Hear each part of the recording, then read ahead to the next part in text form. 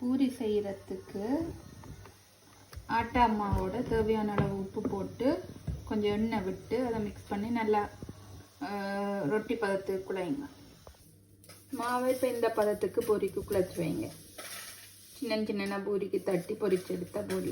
பூரிக்கு எண்ணெய் நல்லா கொதிச்சதும் தட்டி சின்ன சின்ன ரவுண்டாக பூரிக்கு தட்டி இப்படி போட்டுட்டு ஒரு கரண்டியால் அமர்த்தணும். அப்போ தான் பொங்கி வரும்.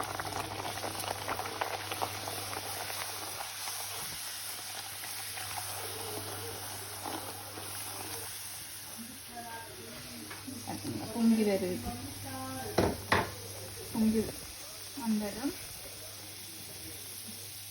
இப்போ இதை திருப்பி போடுங்க. திருப்பி போட பொங்கி பொங்கி வரும் போது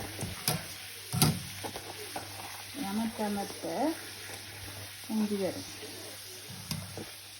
பார்த்தீங்க அப்போ நல்ல வடிவான பூரி வந்துட்டு